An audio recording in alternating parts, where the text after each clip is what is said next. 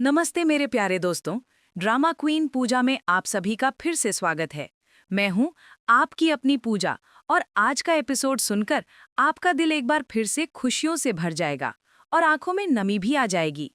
आज हम बात करेंगे अनुपमा के परिवार में एक ऐसे मोड़ की जिसने सभी को हैरान कर दिया है। तो बिना किसी देरी के चलिए शुरू करते हैं आज के धमाकेदार एपिसोड का पूरा एनालिसिस, सिर्फ और सिर्फ ड्रामा क्वीन पूजा पर। तोशु, वो नाम जिससे अनुपमा का पूरा परिवार एक समय पर परेशान था, आज फिर से सबके सामने आ खड़ा हुआ है। लेकिन इस बार उसका आने का अंदाज कुछ अलग था। एक चोर के रूप में घर में घुसना, ये तो शायद किसी ने सपने में भी नहीं सोचा होगा। तो कहानी शुरू होती है अनुपमा और देविका के साथ। देविका की डायरी पढ़कर अनुपमा हंसती है और देविका तुरंत पूछती है, तुझे मेरी डायरी फनी लग रही है? अनुपमा तुरंत मना करती है और कहती है, तेरी डायरी तेरे पर ही गई है, एकदम क्यूट है। ये सुनकर देविका थोड़ी इमोशनल हो जाती है और बताती है कि एआई के ज़माने में हाथ से लिखी हुई डायरी थोड़ी पुरानी लगती है, लेकिन कोई बात करने के लिए था नहीं, इसलिए अपनी बातें इन डायरी के पन्नों से कर लेती थी। यहाँ पर मुझे देविका की बात बहुत पसंद आई। हम सब अपनी ज़िंदगी में कभी ना कभी ऐसा महसूस करते हैं कि कोई नहीं है जिससे हम दिल की बात कर सकें, और उस समय ऐसी डायरीज ही हमारी सबसे अच्छी दोस्त बन जाती हैं। क्या आपके साथ भी ऐसा हुआ है?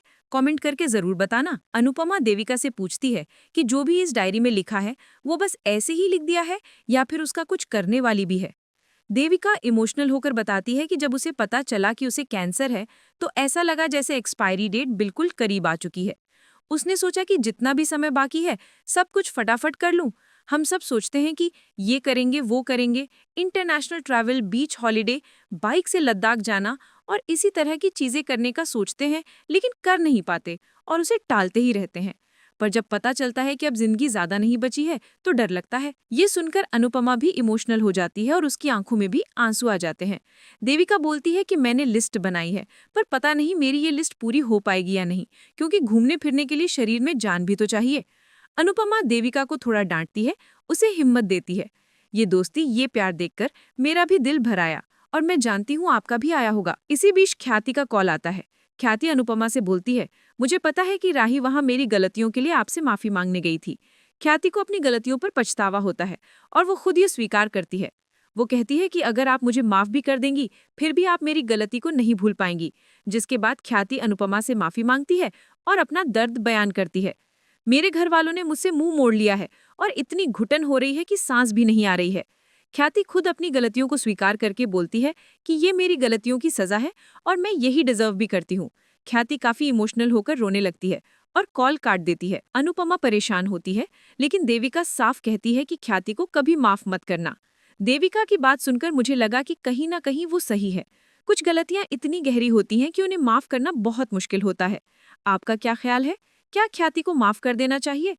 चोर चोर भागा चोर, कौन निकला वो चोर? तभी उन्हें बाहर से आवाज आती है और दोनों हैरान हो जाती हैं। देविका चोर को पकड़ने का फैसला करती है। अनुपमा उसे रोकती है कि तुम्हें आराम करना चाहिए, लेकिन देविका हंसकर कहती है, जब मैं कैंसर में स्टेज पर डांस कर सकती हूँ तो चोर भी पकड़ सकती हूँ। क्या गजब का हौसला है देविका का! स्टेज पर डांस, वाह! वो दोनों घर में चोर के पीछे जाती हैं और देखती हैं कि वो रसोई में है। अनुपमा चादर लेकर उसके पीछे जाती है और उसे पकड़ लेती है। अनुपमा और देविका चोर को पकड़कर घर में लाती हैं और सबको आवाज देती हैं। सभी आते हैं और उसको गुस्से में पीटने लग जाते हैं। लीला झाड़ू लेकर आती है और उसे पीटने लगती है, लेकिन अनुपमा उसे रोकती है। अनुपमा कहती है कि पहले देख लो कि कौन है। ऐसा भी हो सकता है कि कोई गरीब भिखारी हो जिसे भूख लगी हो। सरिता कहती है कि अगर इसे भूख लगी थी तो मांग लेना चाहिए, चोरी करने की क्या जरूरत थी। लीला गुस्से में उसे पीटने लग जाती है। तभी तोशु कहता है, मुझे मत मारो, मुझे बहुत भूख लगी थी। तोशु की आवाज से सभी हैरान हो जाते हैं। किंजल कहती है कि ये आवाज तो जानी पहचानी लग रही है। अनुपमा उसका चादर हटाती है तो उसमें तोशु होता है। तोशु को देखकर सभी चौंक जाते हैं। ये तो एक बहुत बड़ा ट्विस्ट था। किसने सोचा होगा कि चोर तोशु निकलेगा? मैं तो हैरान रह गई। आपका रिएक्शन क्या था जब आपको पता चला कि वो तोशु है? मुझे कमेंट्स में जरूर बताना। अनुपमा गुस्से में कहती है, अब क्यों आए हो? सच बोलोगे या मैं डंडा लाऊं? तोशु माफी मांगता है और कहता है कि मैं कहाँ जाऊंगा, मैं तो भूखा मर जाऊंगा, मुझे एक मौका दे दीजिए। तोशु माफी की गुहार लगाता है। लीला गुस्से में पूछती है, मेरे गहने कहाँ हैं? तोशु माफी मांगता है और कहता है कि वो गुंडे पैसे मांग रहे थे और मुझे जान से मारने की धमकी दे रहे थे, इसीलिए मैंने गहने बेच दिए। लीला रोने लग जाती है। सभी हैरान होते हैं। ये सुनकर तो मेरा दिल भी टूट गया।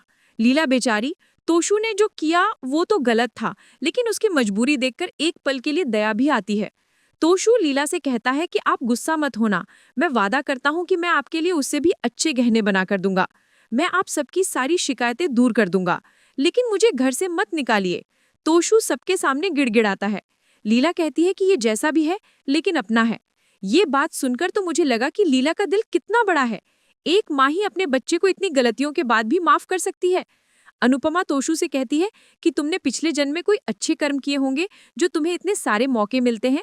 अनुपमा बाबूजी से कहती है कि आप लोग भी इसे फिर से मौका क्यों दे रहे हो।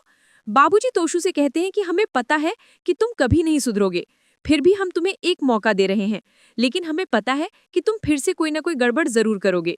तोशु जमीन पर लेटकर कहता है कि नहीं, अब मैं कोई गलती नहीं करूंगा। अनुपमा तोशु को सीधी वार्निंग देती है कि ये उसका आखिरी मौका है। सभी वहां से चले जाते हैं। तोशु को राहत मिलती है और वो खुश होता है। तोशु को एक और मौका मिल गया। क्या इस बार वो सुधरेगा या फिर से कोई नई मुसीबत खड़ी करेगा? ये तो आने वाला वक्त ही बताएगा। लेकिन मैं तो बहुत उत्सुक हूँ ये देखने के लिए। ड्रामा क्वीन पूजा पर बने रहें। हम आपको हर अपडेट देंगे। देविका का जन्मदिन, खुशियों का रंग और एक नया हौसला। अगले दिन अनुपमा देविका की आंखों पर पट्टी बांधकर लाती है। देविका पूछती है कि तुम क्या करने वाली हो? अनुपमा उसके साथ मजाक करती है और उसकी पट्टी हटाकर उसे जन्मदिन का सरप्राइज देती है। सभी लोग आते हैं और देविका को जन्मदिन की बधाई देते हैं। सभी बेहद खुश होते हैं। कितना प्यारा पल था। अनुपमा ने अपनी दोस्त के लिए क्या खूबसूरत सरप्राइज प्लान किया। देविका अनुपमा से पूछती है कि क्या तुम्हें याद था? अनुपमा कहती है कि मैं तुम्हारा जन्मदिन कभी नहीं भूल सकती। देविका कहती है कि मुझे लगा कि शायद ये मेरा आखिरी जन्मदिन हो। इस पर अनुपमा उसे डांटती है और कहती है कि जब हम बहुत बूढ़े हो जाएंगे तब भी हम एक दूसरे का जन्मदिन याद रखेंगे और पार्टी करेंगे। सभी हंसी मजाक करते हैं। देविका कहती है कि बचपन से ही पिंक कलर मेरा फेवरेट रहा है। किंजल कहती है कि तभी मम्मी ने आज पिंक कलर की थीम रखी है।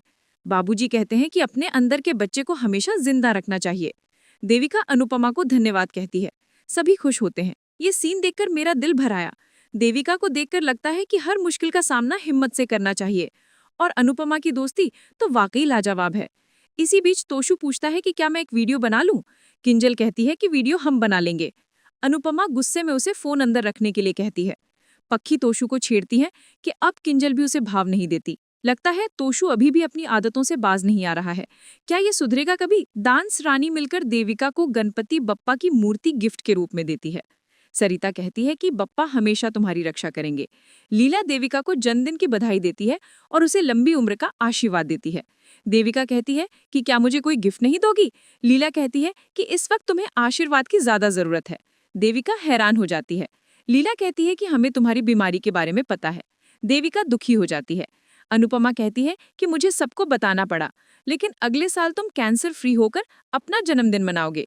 देविका रोने लग जाती है। ये देखकर तो मेरी भी आंखों में आंसू आ गए। लीला का ये अंदाज मुझे बहुत पसंद आया। वो भले ही थोड़ी सख्त हो, लेकिन दिल से बहुत अच्छी है। दूसरी तरफ प्रेम और अनिल कंपनी के अकाउंट्स देख रहे थे और उन्हें गौतम के फ्रॉड पता चल रहे थे। इसी बीच राही आती है और पूछती है कि क्या मैं अकाउंट्स देख सकती हूँ। अनिल कहता है कि ये अकाउंट्स थोड़े हाई लेवल के हैं, इन्हें समझना थोड़ा मुश्किल है। राही कहती है कि मैंने पढ़ाई कम की है, लेकिन मैं बचपन से ही नंबर और अकाउंट्स के साथ बहुत अच्छी हूँ। प्रेम राही की तारीफ करता है और राही को चांस देने के लिए कहता है। अनिल उसे पेपर्स देता है। राही पेपर्स देखती है और प्रॉब्लम का पता लगा लेती है। अनिल हैरान होता है। क्या बात है, राही तो वाकई बहुत स्मार्ट निकली। मुझे तो उसकी ये खूबी बहुत पसंद आई। इसी बीच पराग आते हैं और गुस्से में कहते हैं कि ये सब क्या हो रहा है? मैंने सपने पूरे करने के लिए कहा था, तो फिर तुम ये क्या कर रहे हो? प्रेम पूछता है कि क्या ये आपको अच्छा नहीं लगा? पराग मुस्कुराते हुए कहता है कि मुझे बहुत अच्छा लगा, लेकिन तुम टाइम वेस्ट मत करो। तुम दोनों रेस्टोरेंट खोलने पर फोकस करो। राही कहती है कि हम सपना भी पूरा करेंगे और बिजनेस भी संभालेंगे। अनिल राही की तारीफ करता है तो पराग राही पर गर्व करता है। पराग राही से कहता है कि अगर तुम्हें पढ़ाई पूरी करनी है तो तुम कर सकती हो। राही खुश होती है। पराग और राही का ये रिश्ता मुझे बहुत अच्छा लगता है। एक पिता का अपनी बेटी पर विश्वास और उसका मार्गदर्शन, ये देखकर बहुत खुशी होती है। इसी बीच ख्याति आती है और पराग से कहती है कि आपको दवाई लेनी है। पराग राही से कहता है कि किसी को भी मेरा ध्यान रखने की जरूरत नहीं है, मैं अपना ध्यान खुद रख सकता हूँ। पराग चला जाता है। ख्याति दुखी होती है। ख्याति का दुख देखकर मुझे बुरा लगा। वो अपनी गलतियों का पछतावा कर रही है, लेकिन पराग उसे माफ करने को तैयार नहीं। क्या ख्याति को कभी माफी मिलेगी? दूसरी तरफ लीला देविका को हिम्मत देती है और उसकी तारीफ करती है। अनुपमा कहती है कि हम सब मिलकर इस बीमारी को हराएंगे। देविका कहती है कि बीमारी में सबसे ज्यादा जरूरत अपनों की होती है, इसीलिए मैं यहाँ आई हूँ। मैं बहुत डर गई थी, लेकिन अनुपमा ने मुझे हिम्मत दी। प्रार्थना, अंश और किंजल देविका को हिम्मत देते हैं। इसके बाद अनुपमा देविका को क्राउन पहनाती है और कहती है कि हम तुम्हें कुछ नहीं होने देंगे, तुम तो हमारी क्वीन हो। सभी देविका का हौसला बढ़ाते हैं। अनुपमा पार्टी करने के लिए कहती है। इसके बाद सभी पार्टी शुरू करते हैं और डांस करते हैं। सभी मस्ती में झूमते हैं। देविका और अनुपमा बेहद खुश होकर पार्टी करती हैं। सभी काफी खुश होते हैं। देविका केक काटती है और अनुपमा खिलाती है। तोशु चुपके से वीडियो बनाता है। सभी एक साथ मजे में झूमते हैं। कितना खूबसूरत नजारा था। परिवार का साथ, प्यार और खुशियाँ, यही तो है जिंदगी। देविका को इस तरह खुश देखकर मेरा दिल भी खुशी से झूम उठा। अनुपमा ने अपने दोस्त के लिए वो सब किया जो एक सच्ची दोस्त करती है। आने वाले एपिसोड में देखने को मिलेगा कि अनुपमा देविका की डायरी लिस्ट के सपने पूरे करने का सोचती है। सरिता ट्रिप पर जाने की सलाह देती है। प्रार्थना कहती है कि काश राही, माही और परी भी आपके साथ जा पाती। इसके बाद देविका कोठारी हाउस जाती है। सभी हैरान होते हैं। क्या देविका राही को अपने साथ ट्रिप पर चलने के लिए मना पाएगी? मुझे तो लगता है कि जरूर मना लेगी। राही और देविका की दोस्ती बहुत खास है और देविका को इस समय राही के सपोर्ट की बहुत जरूरत होगी। और राही, वो तो देविका के लिए कुछ भी कर सकती है। क्या आप भी मेरी बात से सहमत हैं? कमेंट करके जरूर बताना। और हाँ, क्या आप जानना चाहते हैं कि तोशु के अगले कदम क्या होंगे?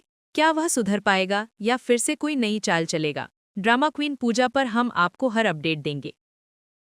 दोस्तों, आज का एपिसोड तो वाकई भावनाओं से भरा हुआ था। खुशी, दुख, उम्मीद और प्यार, सब कुछ था इसमें।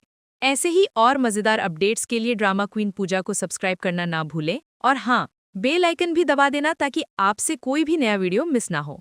मैं आपकी अपनी पूजा, मिलती हूँ आपसे अगले एपिसोड में। तब तक के लिए अपना और अपनों का ध्यान रखें। Tata, bye bye.